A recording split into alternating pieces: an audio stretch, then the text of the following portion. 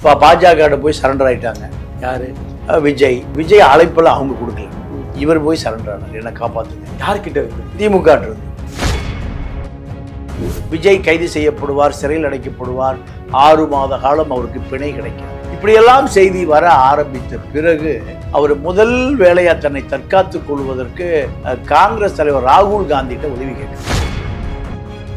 திமுக வாக்கு இல்லைன்னா யாருமே இங்க டெபாசிட்டே வாங்க முடியாது. இதுதான் நிலம். காங்கிரஸ் நிலைமை அப்படிதான் இருக்கு.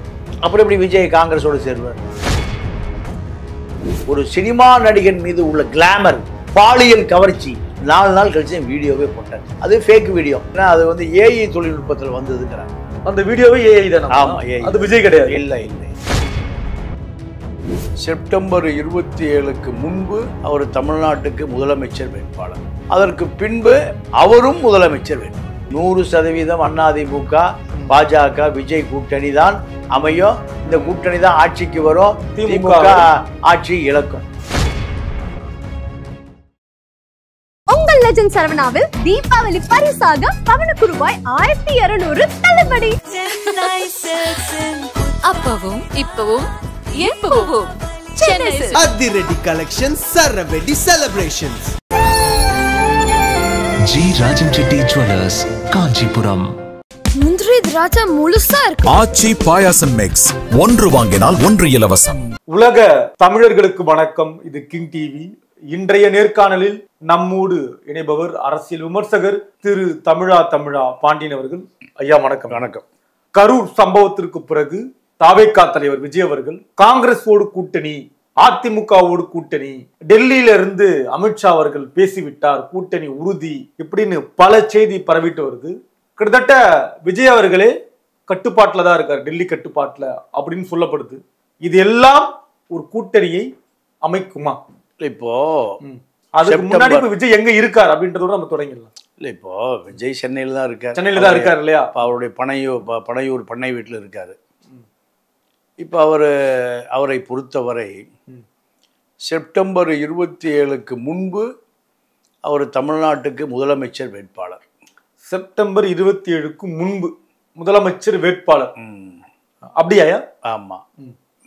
அதற்கு பின்பு அவரும் முதலமைச்சர் வேட்பாளர். ரெண்டுக்கும் என்ன வேறுபாடு? அவர்தான் முதலமைச்சர் வேட்பாளர். இப்ப அவரும் பல பேர்ல அவரும் ஒரு ரூம் வருது. ரூம். ஆமா, அவரும் முதலமைச்சர் வேட்பாளர். இந்த நிலைமை எப்படி ஏற்பட்டது என்றால், நீங்க 41 பேர் மரணம். அதற்கு பிறகு அகில இந்தியாவே இந்த செய்தி புரட்டி போட்டு விட்டது அரசியல்ல. விஜய் கைது செய்யப்படுவார், சிறையில் அடைக்கப்படுவார், 6 மாத காலம் அவருக்கு பிணை கிடைக்காது. இப்படியெல்லாம் செய்தி வர ஆரம்பித்த பிறகு அவர் முதல் வேலையா தன்னை தற்காத்துக் கொள்வதற்கு காங்கிரஸ் தலைவர் ராகுல் காந்திகிட்ட உதவி கேட்கிறார். போன் மூலியமா? ஆமா. இல்ல உண்மை இல்லையா? புரளியா கிடையாது. இதெல்லாம் உண்மையா? புரளியா இருந்தா அவர் ஜெயிலுக்கு போயிருப்பார். ஓ, இது பொய்யா இருந்தா உள்ள இருந்திருப்பார். இது உண்மையானதுனால அவர் வெளியே இருக்கார். அப்ப ராகுல் காந்தி உடனடியா முதலமைச்சர் ஸ்டாலினை தொடர்பு கொண்டு, நீங்க அவசரப்பட்டு அவரை கைது செய்ய வேண்டாம், அவரை தற்காலிகமாக உங்களுடைய முயற்சியை நிறுத்தி வையுங்கள் அப்படின்னு ராகுல் சொல்லியிருக்கார். ஐயா, இடையூறுக்கு மன்னிக்க வேண்டாம் அப்படின்னு நம்ம தொடருவோம். மீறி விஜய் அவர்களை கைது பண்ணால் மிகப்பெரிய விளைவு ஏற்படும் அப்படின்னு சொல்றாங்களே, அது உண்மையா? அல்ல, அப்படியெல்லாம் ஒண்ணும் நடக்காது. நீங்க உடவே முடியாதுன்றாங்க. இல்ல, அதை சொல்லத்தான் செய்வாங்க. நீங்க எம்ஜிஆர் முதலமைச்சராக இருந்தார். சரி. கருணாநிதியை கைது செய்து பார், ரத்த ஆறு ஓடும்னாரு. எம்ஜிஆர் என்ன பண்ணாரு? கைது செய்து சிறையில் போட்டார். எப்படி போட்டாருன்னா, கையில ஈயத்தட்டு, கையில ஒரு முதலமைச்சராக தட்டு. திமுக எவ்வளவு வலிமையான கட்சி. ஆமா, வலிமையான கட்சி. 70 ஆண்டு கால இயக்கம், திராவிட இயக்க பாரம்பரியம், திராவிட மாடல். கையில ஈயத்தட்டு, திராவிட மாடலுக்கு ஈயத்தட்டு, ஒரு டம்ளர். ஆமா, ஒரு அரக்கால் டிராயர், கைதிகளுக்கு கொடுக்கக்கூடிய அரக்கால் டிராயரு, கைதிகள் போடக்கூடிய ஒரு பனியன். இதுதான் கருணாநிதிக்கு எம்ஜிஆர் கொடுத்த பரிசு. எந்த ஆறும் ஓடலை, கூவம் ஆறும் ஓடலை, நொய்யல் ஆறும் ஓடலை. பெரும் திரளான கூட்டம் காத்துட்டு இருக்காங்கன்னு சொல்றாங்களையா, விஜயை தொடவே முடியாது, அந்த கூட்டம் ஃபயர் ஆயிடும் அப்படின்றாங்களையா? இல்லை, அப்படிதான். நீங்கள் அரசு என்பது ஒரு பெரிய ஆயுதம், அது ஒரு மிஷினரி. அதை நீங்கள் இப்போ மிரட்டக்கூடிய சக்திகள் நீங்கள் இந்தியாவிலேயே கிடையாது. ஏன்னா சக்திக்கு இருக்கு இல்லையா? இல்லை, மக்கள் சக்தியை பொறுத்த வரைக்கும் நேபாளத்தில் வந்தது மக்கள் சக்தி, இலங்கையில் வந்தது மக்கள் சக்தி, பங்களாதேஷில் வந்தது மக்கள் சக்தி. இங்க ரசிகர் சக்தி, ரசிகர் மன்ற கூட்டம் விஜய்க்கு இருப்பது தீவிரமான தொண்டர்கள்ன்றாங்க. அதுதான் மேலாம் ஏறுறாங்களா, தீவிரமா இருக்காங்க. ஆமா ஆமா, ஏட்டையா போனா அவ்வளவு பேர் ஓடி போயிடுவான், ஏட்டையா போனா அவ்வளவு பேர் ஓடி போயிடுவான். இதுதான் இவர்கள் நீங்க பயிற்றுவிக்கப்பட்ட போராளி குழுக்கள். நீங்க ஆந்திராவுடைய அடர்ந்த காடுகள்ல நீங்க 5 மாவட்டங்களை கையில் வச்சிருக்கான். ஆமா, எங்க ஆந்திராவில் ராயலசீமா பகுதி, பாதி ஒரிசா, மகாராஷ்டிரா, MP, சத்தீஸ்கர், இந்த பகுதி. ஆமாம், தண்டகாருண்யம்னு ஒரு பகுதி. ஒரு சினிமா வந்து இல்லை? ஆமாம், தண்டகாருண்யம். அது அந்த நக்சல் ஏரியா. நானே அங்கே இருந்திருக்கீங்க. ஒரு ஈழத்தமிழர் அங்கே ஒரு பெரிய ஒரு பண்ணை வச்சிருக்கார், அங்கே நான் போயிருந்தேன். அந்த ஊருக்கு பேர் மல்கங்கிரி. 5 மாநிலம் பார்டர். அது அங்கே நக்சல் ஏரியா, அரசே கிடையாது. எஸ்பியே ஒரு 300 போலீஸோட ஒரு பெரிய கேம்பில் இருப்பார். சரி, இப்போ எதுக்கு விஜய்க்கு சொல்றீங்க? அப்படிலாம் விஜய்க்கு ரசிகர்களும் கிடையாது, தொண்டர்களும் கிடையாது. இந்த கூட்டம் பூராம நீங்க இந்த கூட்டத்தில் நசுங்கி செத்து போன கூட்டம். ஒரு சினிமா நடிகன் மீது உள்ள கிளாமர், பாலியல் கவர்ச்சி, ஆண் நடிகர் தானே ஒரு மேல என்ன? அதான் நீங்க ரஜினிக்கு என்ன, கமலஹாசனுக்கு என்ன, ஆண் நடிகர் மீது என்ன கவர்ச்சின்னா, திரிஷாவோட டூயட் பாடும்போது விஜய் எழுத்துட்டு இவன் போய் டூயட் பாடுற மாதிரி இந்த 40 வயசு டிக்கெட்டை வாங்கிட்டே கற்பனை பண்ணுவான். புரியல, த்ரிஷாவோட விஜய் டூயட் பாடுவாரு. ஆமா, சினிமால 40 வயசு இவன் டிக்கெட் வாங்கிட்டு, இல்லை ஒரு 50 ரூபாய்க்கு டிக்கெட் வாங்கிட்டு திரிஷாவை விஜய் இழுத்து விட்டுட்டு இவன் திரிஷாவோட டூயட் பாடுவதை போல கற்பனை பண்ணிக்குவான். ஐயா, எனக்கு நான் மறுபடியும் இடையூறுக்கு மன்னிக்கணும்.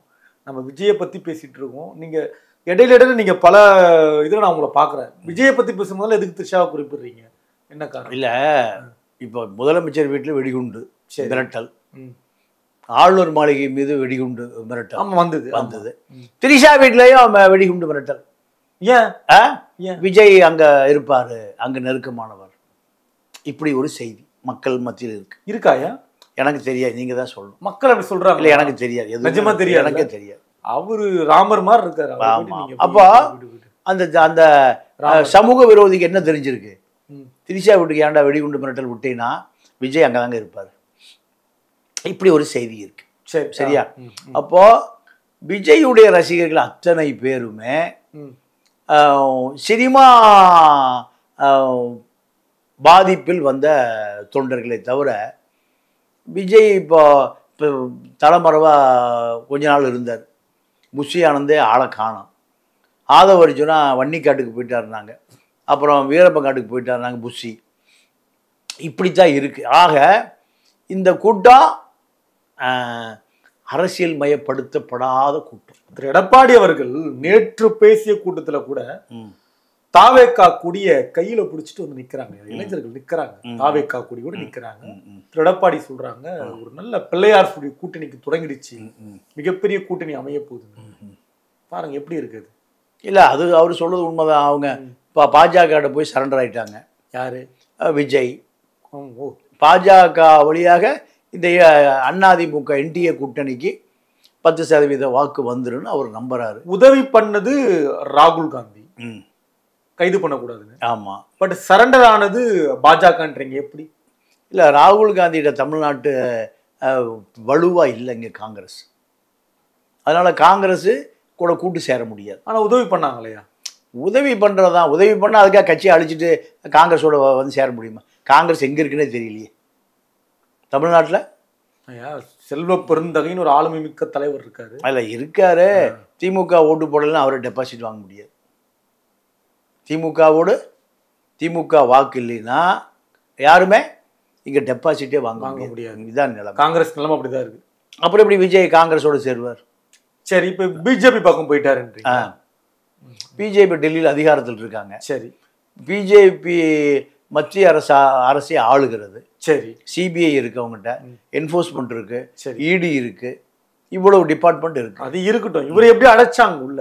எப்படி அழைப்பு கொடுத்தாங்க விஜய்க்கு? இல்லை, விஜய் அழைப்பெல்லாம் அவங்க கொடுக்கல. இவர் போய் சரண்டர் ஆனார். என்ன காப்பாத்துங்க. யார்கிட்ட இருந்து? திமுக இருந்து.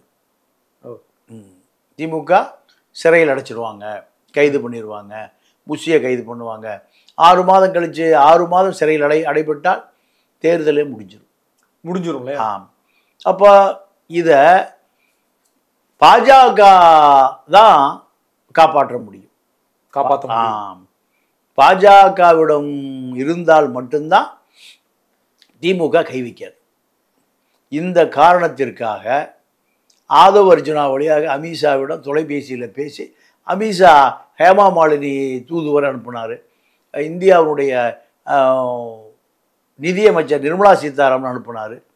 இதெல்லாம் விஜய்க்கு ஆதரவாக குரல்கள் வந்த பிறகுதான் விஜய் இனி நம்மளை பாதுகாப்பதற்கு டெல்லியிலிருந்து ஒரு பெரிய அதிகார மட்டம் விட்டதுன்னு தெம்பா தைரியமா 4 நாள் கழிச்சு வீடியோவே போட்டார். அது ஃபேக் வீடியோ.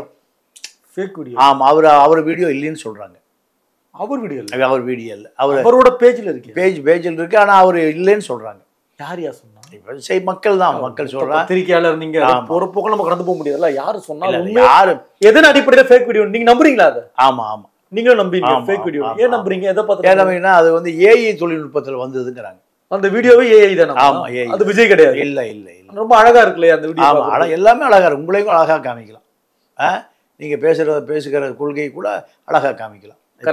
விஜயை பொறுத்த வரைக்கும் முழுக்க பாஜக கட்டுப்பாட்டில். அப்போ பாஜக என்டிஏ கூட்டணியில அதிமுக கூட்டணிக்கு விஜயின் வாக்கு வங்கியால் இந்த என்டிஏ கூட்டணி வெற்றி பெற்றால் திமுக தோல்வி அடையும். இதுதான் ப்ராசஸ். தோல்வி அடையுமா? கண்டிப்பா அடையும். ஏன்னா போன தேர்தலே 3% திமுக வெற்றி பெற்றாங்க.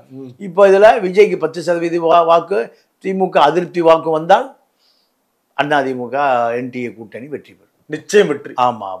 எத்தனை சதவீதம் வாக்கு வரும் குறைந்தபட்சம் நினைக்கிறீங்க? 10% சாதாரணமா வரும். அவ்வளவு தொண்டர்கள் இருக்காங்க. 3.5% போன தேர்தலில் திமுகவிட அதிமுக தோல்வி. வேறுபாடு 3 இல்லையா? அதை ஒரு நிவர்த்தி பண்ணிடுவார். இது 10% வந்துன்னா திமுக ஆட்சிக்கு போயிடும். திமுக ஆட்சிக்கு விட்டு போயிடும். அதிமுக ஆட்சிக்கு விஜய் திரு எடப்பாடி அவர்கள் பிறகு பிஜேபி இந்த கூட்டணியில கூட்டணி ஆட்சி அந்த மாதிரி ஏதாவது வருமா? விஜய்க்கு ஏதாவது முதல்வர்? அதெல்லாம் ஒன்றும் வராது. எடப்பாடி தான் முதலமைச்சர். விஜய்க்கு துணை முதல்வர்? ஆமா, அது கொடுப்பாங்க. வாய்ப்பில்லை. விஜய்க்கு துணை முதல்வர் இல்லை. எடப்பாடி அதிமுக ஆட்சி தான் முழுமையா இருக்கும். விஜய் எதிர்கட்சி தலைவர் ஆகலாம். ஆட்சி அதிகாரத்துக்குள்ள அதிமுக திமுக 2 பேர் மைனாரிட்டி அரசாக இருந்தாலும் ஆட்சிக்கு யாருக்கும் கொடுக்க மாட்டாங்க. கொடுத்தால் அதிமுக அழிந்து போனதாக அர்த்தம். விஜய் ரசிகர்கள் மன்னிக்கணும், தொண்டர்கள் ஒத்துப்பாங்களா? இது இல்லை, ஒத்துக்கல அப்படின்னா விஜய் ஜெயிலில் தான் இருக்கணும். மிரட்டல் உண்மைத்தான். திகாரி ஜெயிலில் இருக்கணும், இல்லைன்னா திருச்சி ஜெயிலில் இருக்கணும். ஏன்னா கரூர் பக்கம்தான் திருச்சி. இது 2 ஜெயிலில் தான் இருக்கணும்.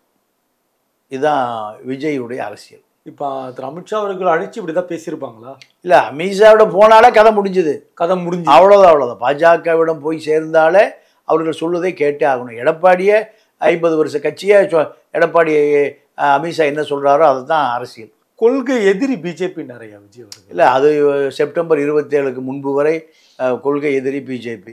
நாங்கள் தான் முதல்வர், ஒன்று திமுக இல்லைன்னா டிவிக்கான்னு சொன்னார் விஜய். எல்லாம் சரி, அது செப்டம்பர் 27க்கு முன்பு. செப்டம்பர் 27க்கு பின்பு பாஜக பாதுகாக்கவில்லை என்றால் நீங்கள் சிறை கொட்டடியில் திருச்சியில் கட்சி பூரா திருச்சி ஜெயிலில் இருந்திருக்கும்.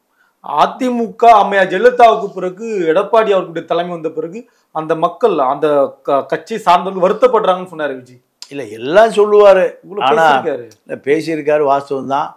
இப்போ அதிமுக பாதுகாப்பு கொடுக்க வேண்டிய நிலைமைக்கு விஜய் வந்துட்டார். அதிமுகவை பாதுகாப்பது பாஜக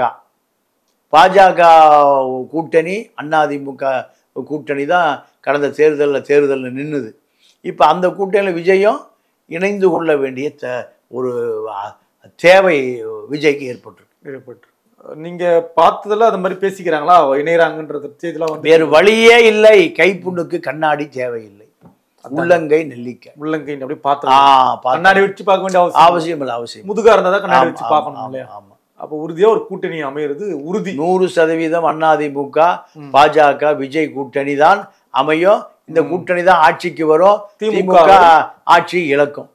இந்த இத்தனை நாள் பாஜக எதிர்பார்த்தது விஜயை, இத்தனை நாள் அதிமுக எதிர்பார்த்தது விஜயை. இந்த மூவர் கூட்டணி அமைத்தால்தான் திமுகவை வலுவாக எதிர்க்க முடியும் என்பதுதான் அரசியல் கணிப்பு தமிழ்நாட்டில். அதுக்கு வாய்ப்பு எடப்பாடி பலமுறை விஜய்கிட்ட பேசி பார்த்தார், பாஜக பலமுறை விஜய்கிட்ட பேசி பார்த்தார், நடக்கலை. ஆனா இப்ப நடந்துச்சு. செப்டம்பர் 27க்கு பிறகு இரவு 8 மணிக்கு விஜய பாஜகவோடு இரவோடு இரவா பாஜகவிடம் சரணாகதி அடைந்து விட்டார். ஜோதிடர் சொன்ன சனிக்கிழமை பலன் பழிச்சிடுச்சு. உக்கிர சனி நீங்க விஜய் விட்டு போகவே இல்லை. அது உக்கிர சனி என்ன ஆகி போச்சுன்னா, உக்கிர சனி டெல்லியில் அமித்ஷா வீட்டுக்கு போய் சேர்ந்துருச்சு. இதுதான் விஜய்க்கு ஒரு சனி பிடிச்சிருச்சு. ஆமா ஆமா. அதான் நீங்க கடலூர் சந்திரசேகர் கணித்து கொடுத்ததே, சனிக்கிழமை நீ வெளியே வந்து தொண்டர்களை சந்தித்தா தான் உனக்கு சனி உன் மீது வைத்திருக்கிற கோபத்தை குறைத்து கொள்ளும். சனி பார்வை அது கோடி நன்மை தரணுவாங்கயா. அதுவா இருக்கு, சனி பார்வைக்கு அவ்வளவு பவர் இருக்குன்னு. அது சனி எப்பனா சனி விலகிற பொழுது, சனி விலகி 7.5 வருடம் உங்களை விடவே விடாது.